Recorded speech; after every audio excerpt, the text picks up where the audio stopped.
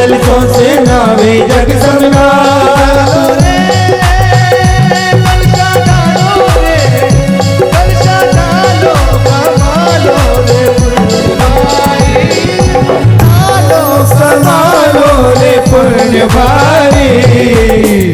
याद की गंगा भरणी आई क्षेत्र के वीर की हो गई हमारे हजार। धम द्वीम द्वीम श्रीम श्रीम द्रम द्रम द्रीम द्रीम द्रवे द्रविन मूर्ते भगवते श्रीमते ओम ह्रीं क्लौं मं पापम खंडे खंडे जय जय दे दे पचे पच पाचे पाचे ओम नमो अर्हं झं द्वीं श्रीं हं सं झं बम हवा हा हा छां छीं छूं छीं छीं छूं छं छं छा श्रीं ह्रां ह्रीं ह्रूं ह्रीं ह्रैं ह्रौं ह्रौं ह्रं ह्रां द्रां द्रीं द्रवे द्रविन मूर्ते भगवते श्रीमते ठाके परमेश्वरी परम पवित्राय नमो नमः। श्री शांति भट्टारक पाद पद प्रसाद सद्धर्म श्री बलायु आरोग्य ऐश्वर्य अभिवृद्धिरस्तु सद्धर्म सस्या परस्या वर्ग प्रसिद्धंतो नाम। ओम श्री वैष्णदेव श्री वर्धमान पर्यंत चतुर्संति अरहंतो भगवन्तः सर्वज्ञ परम मंगल नाम देया समस्त भवे जीवया मुत्र च सिद्धिं तन्वन्तु सद्धर्म कार्येषु जया मुत्र च सिद्धिं प्रसन्तो नाम। ओम नमो वरदे भगवते श्रीमते श्रीमद् पार्षी शंकराय श्रीमद् रत्नात्रय रूपाय दिव्य तेज मूर्ति प्रभा मंडल मंडिताय द्वादश गुण सहिताय अनंत चतुष्ट सहिताय समर्षण केवल ज्ञान लक्ष्मी शोभिताय अष्टादश दोष सहिताय षट चत्वारिंशत् सद्गुण संयुक्ताय परमेश्वरी पवित्राय सर्व शत्रु विघ्न सर्वोपसर्ग सर्वविघ्न सर्वराजभयं सर्वचोरभयं सर्वदुष्टभयं सर्वसर्पभयं सर्ववृश्चिकभयं सर्वसिंहादिभयं सर्वग्रहभयं सर्वदोषं सर्वव्याधिं सर्वडाम्रं सर्वपरमन्त्रं सर्वात्मघातं सर्वपरघातं शूल रोग परिवार अस्माकं सर्वेशम श्रीमान संजय कुमार जी, अजय कुमार जी, अभय कुमार जी और समस्त घी परिवार से श्री विमल कुमार जी, मनीष कुमार जी, अभिषेक कुमार जी सर्व परिवार से और श्री दीपक कुमार जी सर्व परिवार से, श्री आशीष कुमार जी सर्व परिवार से, प्रासु सर्व परिवार से, हनी सर्व परिवार से, सर्वदेश से, सर्व राष्ट्र से, सकल दिगंबर जैन समाज से। सोना परिधि जोली जोली संगीता मोहिनी जैन स्वास्थ्य लाभ हेतु पुष्टिरस्तु समृद्धिरस्तु कल्याणमस्तु सुखमस्तु अभिवृद्धिरस्तु दीर्घायुरस्तु कुल गोत्राणि सदा सन्तु सद्धर्म से बलायु आरोग्य वृद्धिरस्तु। ओम ह्रीं श्रीं क्लीं अरमसि औषा अनाहत विद्याये नमो हरिहन्ताणं ॐ सर्वशान्तिं गुरु स्वाहा यतीन्द्र सम्मान तपोधनं देशस्य राष्ट्रस्य करोतु शान्तिं। सभी लोग बोले करोतु शान्तिं करोतु शान्तिं। बोले देवादी देव 1008 श्री शासकीय 45,000 की जाती थी, इस बार 15 में जा रही है कि समझ रहे हैं ना। अब कल से अपन का गियर बदल जाएगा, समझ रहे ना। कल से कौन गियर लग जाना चाहिए, बिल्कुल सीए साहब ने बोल दिया है, वो पर्ची वाला सीए साहब की पर्ची वाला, समझ रहे हैं, टॉप गियर। ठीक, पूरे भक्ति के एक बार तालियां बजाइएगा सभी लोग। दूसरे पात्र को पहाड़ों की चढ़ाई है सबसे ऊंचा दिनेश्वर का, पहाड़ों की ऊंचाई है। वो शौतमिंद्र परिवार आते, वो छत्र लेके आते, चढ़ाएंगे दिनेश्वर को, पहाड़ों की चढ़ाई है।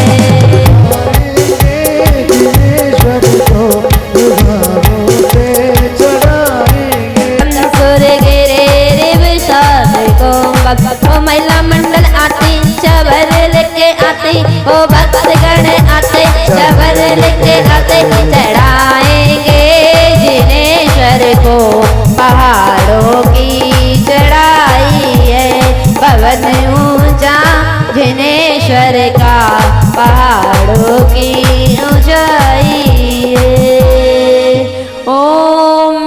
नमोष्टभ्यानिहारे चवनद्वयं स्थापयामि नमो मलभूषणाय तुभ्यं नमस्ते जगतः परमेश्वराय तुभ्यं नमो जिन्ववो दधिशोषणाय तुभ्यं नमो जिन्ववो दधिशोषणाय तुभ्यं नमो जिन्ववो दधिशोषणाय नमोस्तु भगवान नमोस्तु भगवान नमोस्तु पर्दा हटा दो तेरा मुखड़ा दिखाओ आज मेरे अंतर मन में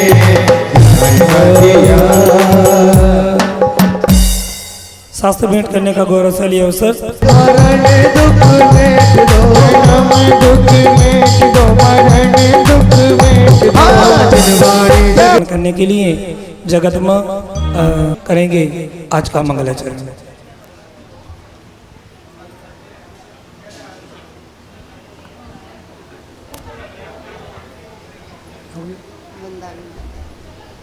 कमल का फूल गोरो माँ तुम हो कमल का फूल गोरो माँ कैसे मैं जाऊँ तुम्हें भूल गोरो माँ कैसे मैं जाऊँ तुम्हें भूल गोरो माँ कैसे मैं जाऊँ तुम्हें भूल गोरो माँ संयम के रथ पर हमें चलाती संयम के रथ पर हमको चलवाती 24 ठाणा का पाठे पढ़ाती द्रव्य संग्रह का पाठे पढ़ाती।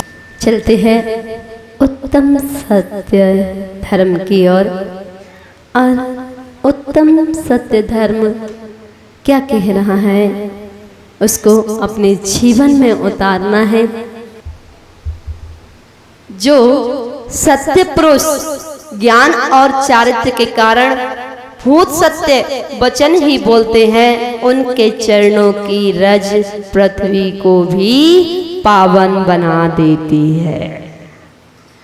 जो मुनिराज जो सत्य पुरुष मुनिराज और सत्य पुरुष और महान पुरुष जो चारित्र के कारण अपने ज्ञान और चारित्र के कारण भूत सत्य ही वचन बोलते हैं जो सत्य वचन बोलते हैं उनके चरणों की धूल पृथ्वी को भी पावन कर देती है। ऐसा आचार्य भगवान कह रहे हैं और हम सब भी पढ़ते हैं आप सब भी पढ़ते हैं। मेरी भावना पढ़ते हैं ना बड़े बड़े ग्रंथ तो नहीं पढ़ पाते लेकिन मेरी भावना जो पढ़ते हैं मेरी भावना में भी लघु समय सार गर्भित है। क्या कहा उसमें नहीं सताऊं किसी जीव को झूठ कभी नहीं कहा करो पर धनवंता पर न लुभाओ संतोष मत पिया करो। संतोष व्रत उसमें भी आया लेकिन हमने मेरी भावना को क्या बना दिया तेरी भावना। मेरी भावना को क्या बना दिया तेरी भावना। अब वो हमारी भावना नहीं रही सामने वाले की भावना बना दिया। जब भी हम मेरी भावना का प्रसंग उठाते हैं दीपक भैया कह रहे मेरी भावना मेरी ही है किसी और की नहीं हो सकती। मैं समझ गई तुम्हारा इशारा तुम क्या कह रहे थे। हाँ तुम्हारे इशारे से ही समझ गई कि तुम्हारी भावना तुम्हारी है इसीलिए तो हमने कहा मेरी भावना अब तेरी भावना बना दिया है। मेरी भावना मेरी ही रहना चाहिए। एक प्रसंग याद आता है आंखों देखी एक छोटा सा बालक था। आप संस्कार देते हैं ना बच्चों को यूट्यूब चला लो। अब वो छोटा सा बालक था 2.5-3 साल का था। उसकी दादी ने बोला कि बेटा मेरी भावना निकाल दे यूट्यूब में से मेरी भावना निकाल दे मैं मेरी भावना सुनूंगी। तो वो बच्चा ने बोलता है दादी की भावना निकल दादी की भावना निकल, अब वो निकले नहीं तो कहने लगा दादी इसमें तो आ ही नहीं रही दादी की भावना। तो दादी ने बोला नहीं बेटा ऐसे बोलो मेरी भावना तो निकल के आएगी। तो जब हम अपने बच्चों के अंदर संस्कार डालेंगे, मेरी भावना पढ़ने के, आलोचना पाठ पढ़ने के, छह ढाला ग्रंथ पढ़ने के, पूजन करने के, रात्रि भोजन त्याग करने के, देव दर्शन करने के, अभिषेक करने के, शांति धारा करने के, जब हम अपने बच्चों के अंदर संस्कार डालेंगे वही संस्कार आगे जा करके मुनिराज का रूप धारण करते हैं, और जो मुनिराज आरिका का रूप धारण करते हैं वही सिद्धालय की यात्रा करते हैं। तो हमें अपने बच्चों के अंदर संस्कार अवश्य डालना चाहिए। एक दृष्टांत के माध्यम से आपको ले चलती हूँ सत्य की ओर, कि सत्य धर्म का कैसे पालन करते हैं। मुनिराज के भी 13 प्रकार का चारित्र होता है, उसमें भी 5 महाव्रतों में एक महाव्रत आया है सत्य महाव्रत। तो हमें सत्य का हमेशा पालन करना चाहिए, हम सत्य का मार्ग ना छोड़ें। एक झूठ के लिए, एक सच को छुपाने के लिए कितने झूठ बोलने पड़ते हैं, कितने झूठ बोल रहे हैं, झूठ को छुपाने के लिए हजारों झूठ बोलने पड़ते हैं, पर झूठ तो छुपा सकते पर सत्य को कोई नहीं छुपा सकता। सत्य की हमेशा जीत होती है और झूठ तो कभी ना कभी खुल ही जाता है। तो एक दृष्टांत के माध्यम से लेकर के चलती हूँ।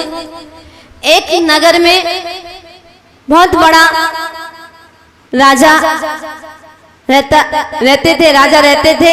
वहां के वो राजा बड़े ही बहुत ही विशाल, अच्छे, धार्मिक प्रवृत्ति वाले थे, करुणा दया के धारी थे। अपने नगर में किसी को भी प्रजा को दुखी नहीं होने देते थे, हमेशा प्रजा का ध्यान रखते थे। तो वे राजा अपने राज दरबार में सिंहासन पे बैठे हुए थे और उसी बीच एक मूर्तिकार मूर्तियों की दुकान लगा रखी थी। अब जब मूर्तियों की दुकान लगा रखी थी तो मेले में जो मूर्तियों की दुकान लगा रखी थी, उस मेले में मूर्ति की दुकान पर सारी मूर्तियां थी, सारे भगवानों की मूर्तियां थी, सब तरह की मूर्तियां थी। वो मूर्तिकार बहुत ही अच्छा था, जैसे आप बैठे हो आपकी कॉपी करके हूबहू बना दे, ऐसा वो मूर्तिकार था। तो उसकी दुकान पे सारी मूर्तियां थी, देवियों की, देवताओं की, सभी की मूर्तियां थी।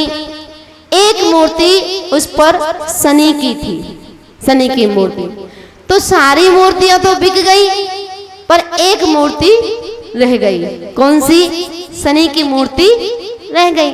अब जब शनि की मूर्ति रह गई तो राजा को पता चला कि मूर्तिकार की मूर्ति नहीं बिकी है, शनि की मूर्ति रह गई है।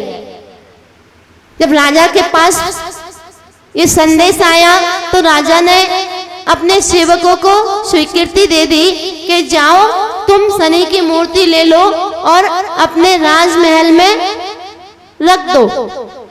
सेवकों ने ऐसे ही किया।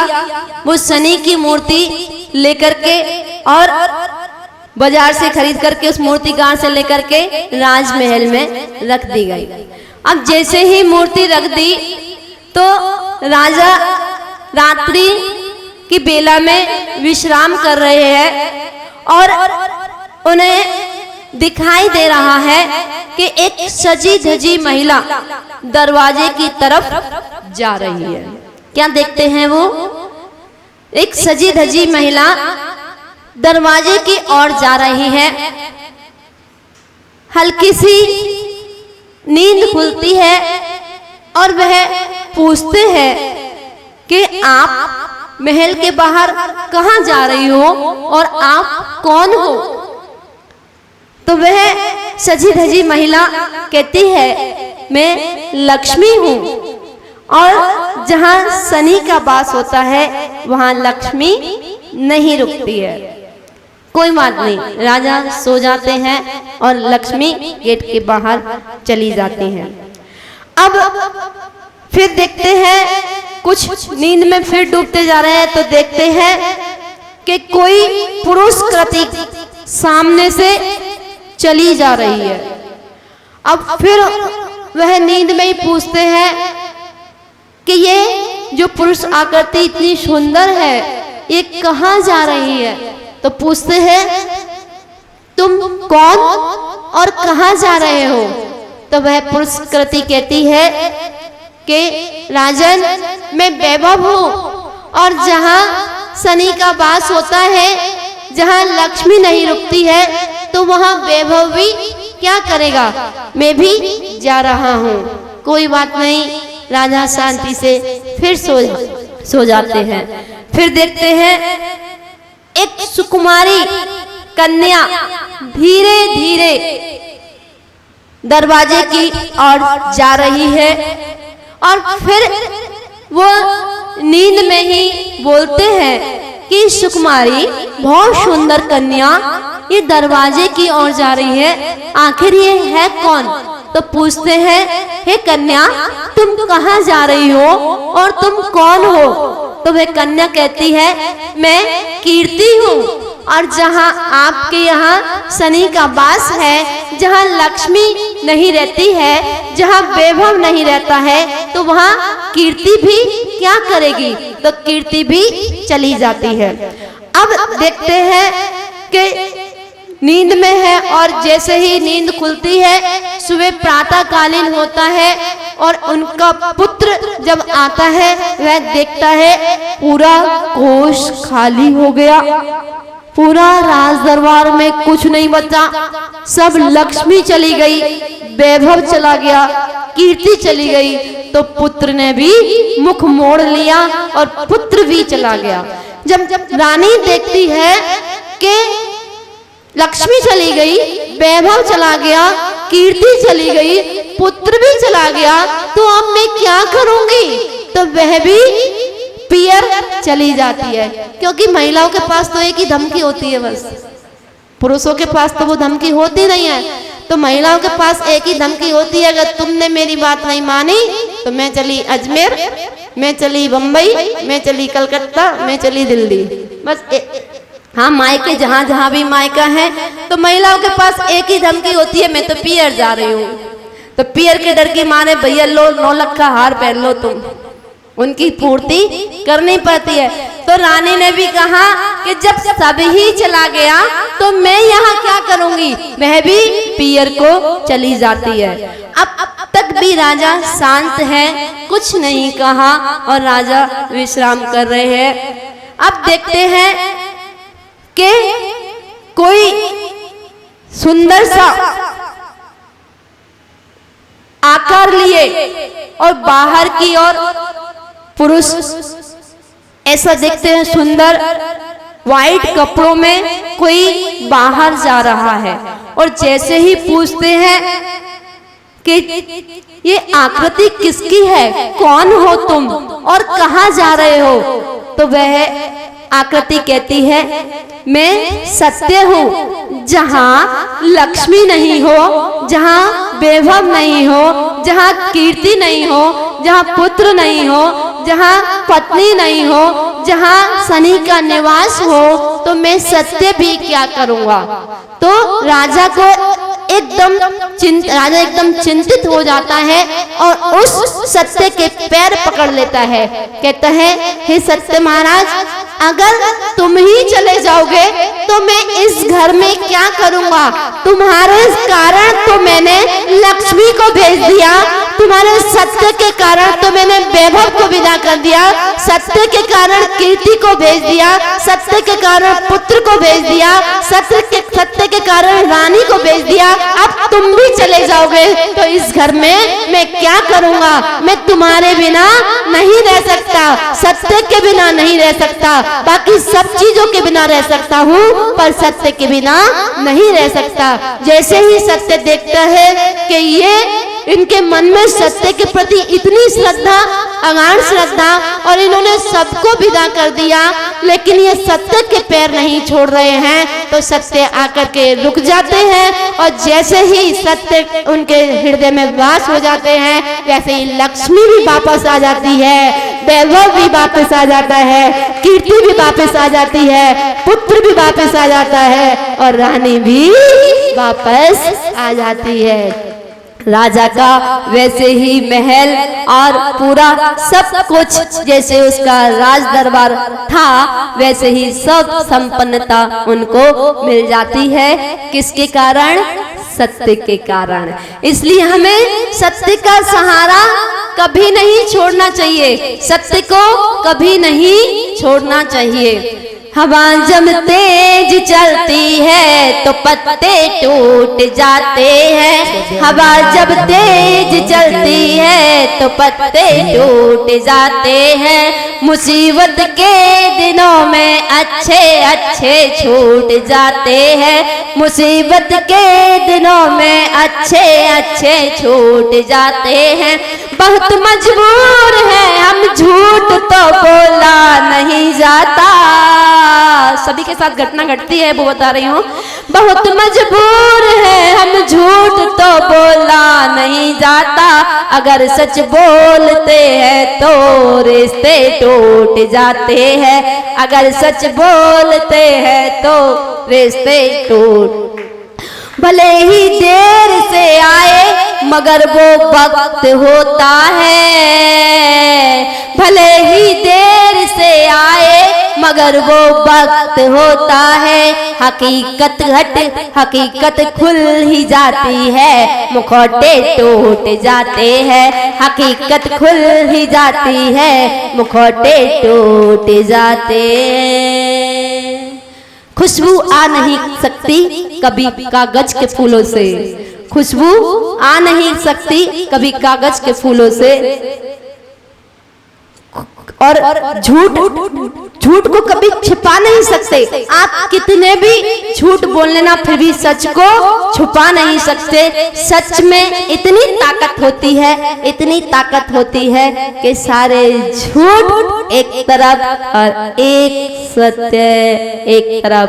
वही सत्य जब मुनिराज के जीवन में, आरिका के जीवन में महाव्रत के रूप में आता है, तो वही सत्य धर्म हमें सिद्धालय की यात्रा तक पहुंचा देता है।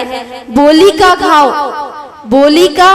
घाव नहीं भरता, गोली का घाव भर जाता है। बोली का घाव नहीं, बोले हुए शब्द कहते हैं ना, गोली का घाव तो भर जाएगा। अगर किसी ने बंदूक चलाई तो गोली का घाव तो भर जाएगा, लेकिन बोली का घाव नहीं भरता है। इसीलिए तो कहा कि मीठ मीठ बोल थर काई बिगड़े, काई बिगड़े थर काई बिगड़े।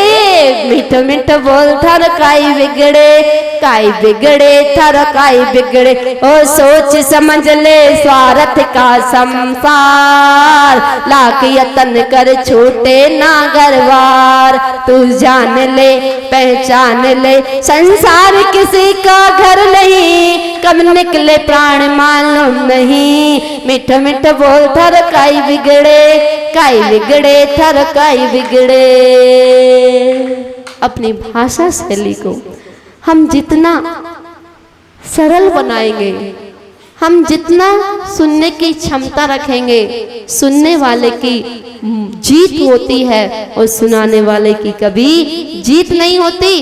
और हम बता दें कि रेजगारी और रुपया जो बोलता है ना, वो क्या कहलाता है? रेजगारी बजती है। आप अपनी जेब में पर्स में रख के देखना, भारी हो जाती है, बजती है, खन खन करती है। लेकिन नोटों की गड्डी,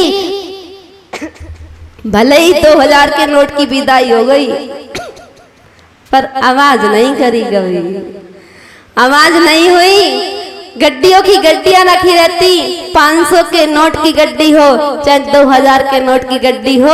अब तो विदा हो गई बेचारे की। 30 अक्टूबर लास्ट डेट है शायद, है? सितंबर या अक्टूबर? सितंबर या लास्ट चल रहा है। पिछली बार भी ऐसा ही हुआ था, जब 1000 के नोट बंद हुए थे तो वो भी यही समय था। और अब तो 2000 के नोटों ने विदाई ले ली है। अगर महिलाओं की अंटियां खुलवाने में अगर किसी की ताकत थी तो वो मोदी की ताकत थी। जो महिलाएं कहा करती थी कि मेरे पास नहीं है, मेरे पास धन नहीं है, कुछ भी नहीं है, मोदी जी ने कहा आओ तुम्हें मैं बताता हूँ हर साड़ी के पर्ट में कितनी कितनी गड्डियां रखी है। जो साड़ी निकालो उसी में गड्डियां, जो साड़ियां निकालो उसी में गड्डियां। श्रीमान जी ने पूछा 50,000 रुपए दे दो, कहते मेरे पास नहीं है, तुम मुझे दे के भूल गए थे क्या जो मांग रहे हो। तो मोदी जी ने कहा कि पुरुष वर्ग आप टेंशन ना करो, इनसे पैसे कैसे निकलवाए जाते हैं वो तो मैं बताता हूँ, करेंसी ही चेंज कर दूंगा। तब ये कहेंगी हमारी भी गड्डी बदल लाओ, हमारी भी गड्डी बदल लाओ। अरे भैया श्रीमती जी, देवी जी, जब मैंने तुमसे पैसे मांगे तब तो तुम कह रही थी मेरे पास नहीं है, मेरे पास नहीं है। और जैसे ही करेंसी चेंज हुई और आपने कहा एक गड्डी मेरी भी बदल लाओ, तो फिर सारी गड्डियां निकल करके आ गई।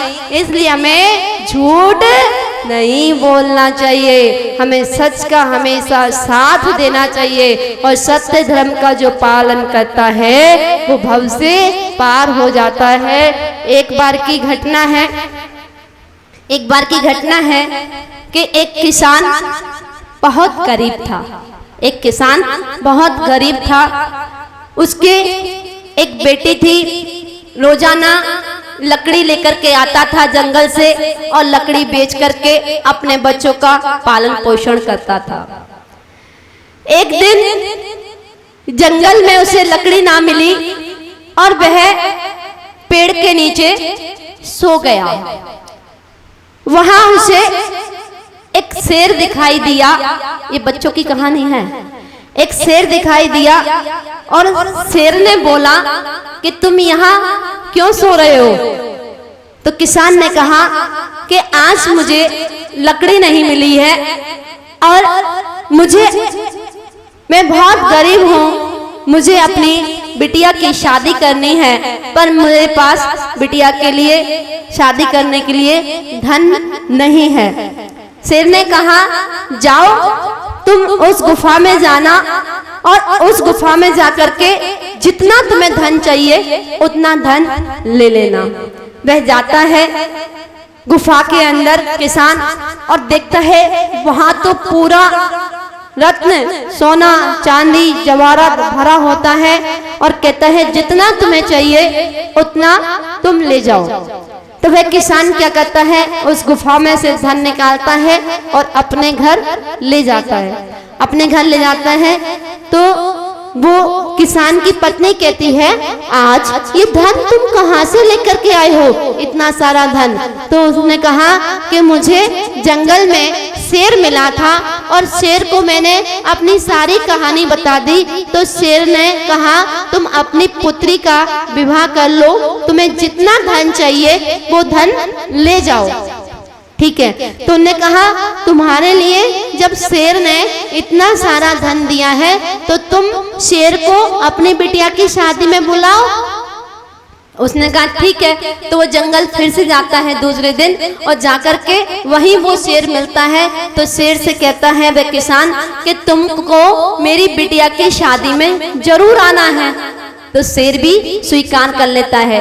अब वो किसान अपनी बिटिया की शादी बड़े धूमधाम से करता है, बहुत अच्छी राज ठाट से करता है, पूरा सजा हुआ वातावरण होता है, भोजन बहुत अच्छा होता है, सब कुछ अच्छा होता है। शेर भी आ जाता है उस शादी में। तो शेर आ जाता है तो शेर को एक स्थान पर खड़ा कर देते हैं। शेर खड़ा था तो वो जो किसान की पत्नी थी, तो किसान की पत्नी की जो फ्रेंड सर्कल थी, उनकी जो मित्र मंडली थी वो आ रही थी, महिला उनकी फ्रेंड सर्कल की जो थी वो मिलने जुलने वाली वो आ रही थी। तो उन्होंने देखा शेर खड़ा है तो वो वहीं दरवाजे पे खड़ी हो गई, अरे अंदर नहीं जाओ वहां तो शेर है। तो किसान की पत्नी ने कहा कि नहीं नहीं ये शेर नहीं है, ये तो गधा है। किसान की पत्नी ने कहा अरे तुम इससे डरती हो, ये शेर नहीं ये तो गधा है, ये तुमसे कुछ नहीं कहेगा। अब शेर ने जैसे ही सुना कि मुझसे गधा बोला गया। अब शेर उसी क्षण वापस जंगल की ओर चला जाता है। इधर किसान की बेटी की शादी हो जाती है, विवाह हो जाता है, विदाई हो जाती है। दूसरे दिन फिर किसान जंगल जाता है और जाकर के शेर से पूछता है, क्यों शेर महाराज, आप मेरी बेटी की शादी में से बीच में से क्यों लौट आए, तुम आशीर्वाद देकर नहीं आए? तो शेर ने कहा कि तुम्हारी कुल्हाड़ी कहाँ है? तो उसने कहा मेरी कुल्हाड़ी ये रही। तो कह लेंगे उठाओ कुल्हाड़ी और मेरे सिर में मारो। उसने कहा कि मेरे सिर में मारो। तो किसान कहने लगा तुमने मुझे इतना धन दिया, वैभव दिया, सब कुछ दिया, अब मैं तुम्हारे सिर में कुल्हाड़ी क्यों मारूं? तो कहने लगा नहीं नहीं, मैं आपके साथ ऐसा नहीं कर सकता कि मैं तुम्हारे सिर में कुल्हाड़ी मारूं। तो शेर कहता है कुल्हाड़ी उठाओ और मेरे सिर में मारो। मैं बोल रहा हूँ ना, मेरे सिर में कुल्हाड़ी मारो। वो कहता है नहीं, मैं आपके सिर में कुल्हाड़ी नहीं मारूंगा। शेर कहता है तुम कुल्हाड़ी मार रहे हो या मैं तुमको खाऊं? अब वो डर जाता है। तो जैसे ही वो कुल्हाड़ी मारता है और उसके सिर में कुल्हाड़ी मार देता है और शेर कहता है जाओ अब 15 दिन के बाद आना। और जैसे ही वह किसान चला जाता है जंगल से अपने घर की ओर, 15 दिन के बाद फिर से आता है और पूछता है कि शेर महाराज आपने मुझे 15 दिन के बाद बुलाया था, बताइए आप क्या कहना चाहते हो? तो शेर ने कहा आओ मेरे नजदीक और कहा कि देखो मेरे सिर में अभी भी घाव है क्या?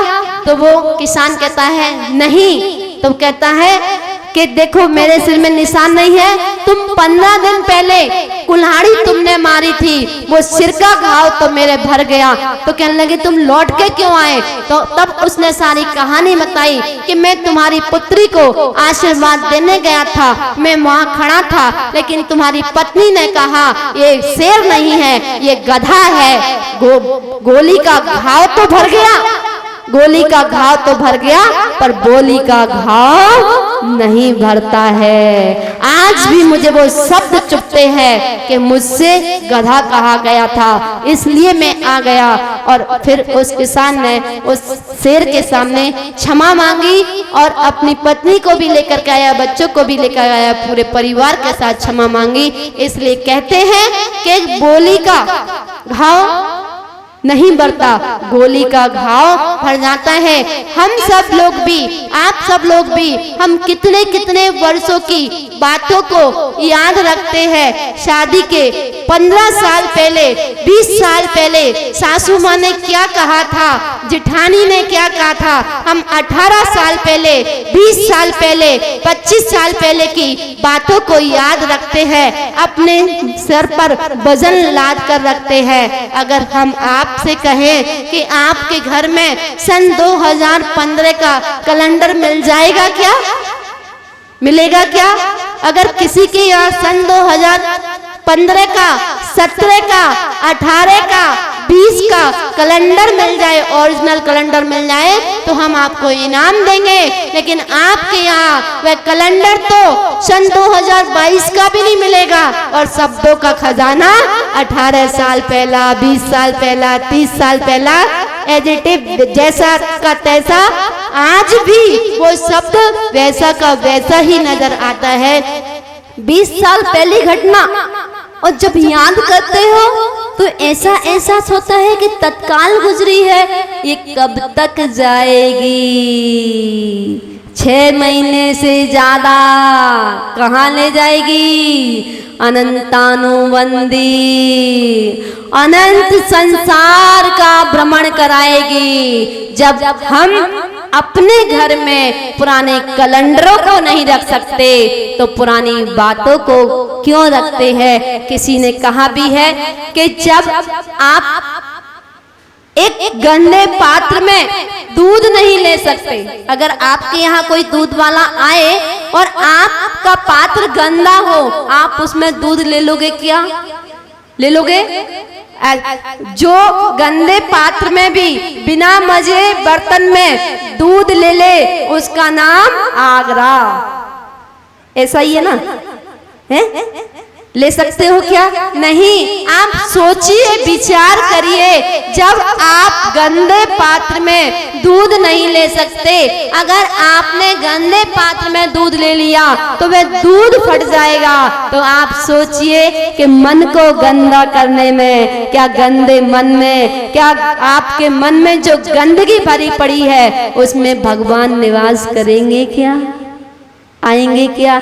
तो पहले हमें अपने मन को साफ करना चाहिए। अगर हमें पांचों महाव्रत का पालन करना है, अगर हमें भगवान को अपने हृदय में विराजमान करना है, तो हमें हृदय रूपी मन को साफ करना पड़ेगा। और जहाँ हृदय रूपी मन साफ होगा वहाँ भगवान स्वयं ही विराजमान हो जाते हैं। और विराजमान हो जाते हैं तो पांचों महाव्रत भी धारण हो जाते हैं, 5 समितियों का पालन भी हो जाता है, 3 गुप्तियों का पालन भी हो जाता है। और जिनका मन साफ होता है वहाँ 13 प्रकार का चारित्र प्रकट हो जाता है। और जहाँ 13 प्रकार का चारित्र प्रकट होता है वहाँ सत्य धर्म अपने आप आकर के ठहर जाता है। और जहाँ सत्य धर्म विराजमान हो जाता है उनको सिद्ध सला की भी यात्रा एक दिन अवश्य हो जाती है। बोली पंच परमेष्टि भगवान की। श्री मूल संग सुरदे शाम सुकितई के हेतु जनेन्द्र यज्ञ विधि रेस मया विधाई। बोलिए हेल्प करो थोड़ा सा।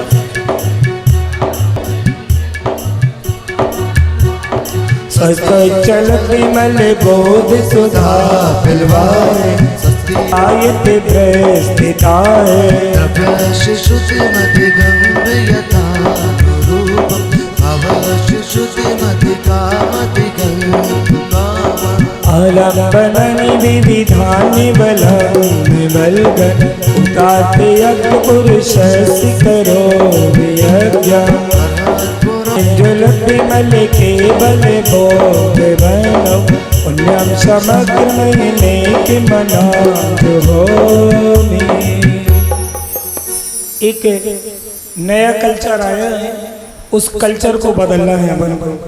अगर नहीं बदलेंगे तो फिर देर हो चुकेगी। जलम छिपामी जी आदि न पावन होगा, आदि नाथ जी का आवन होगा। नगर आगरा पावन होगा, नगर आगरा पावन होगा। श्री विश्वनाथ स्वस्ति स्वस्ति श्री अजीता, श्री शंभव स्वस्ति स्वस्ति श्री अभिनंदना। श्री पुष्पदत्त स्वस्ति स्वस्ति श्री शीतला, श्री श्रेयांश स्वस्ति स्वस्ति श्री वासुपूजा।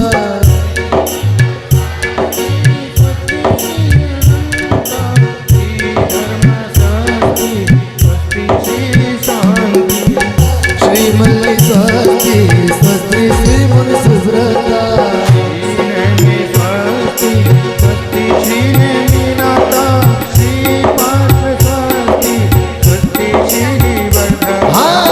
आदिनाथ जी का आवन होगा, पार्श्व प्रभु जी का आवन होगा।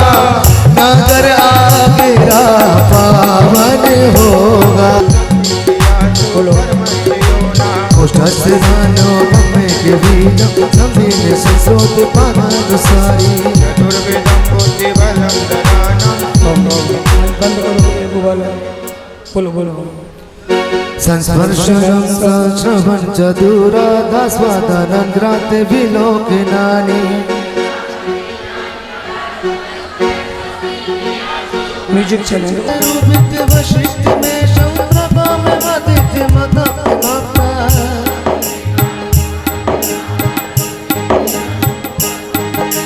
प्रीतम चतर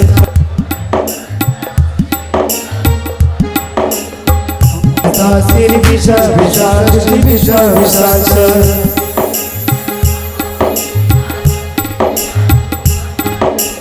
क्षीरं स्रवन्तु घृतं स्रवन्तु मधु स्रवन्तु घृतं स्रवन्तु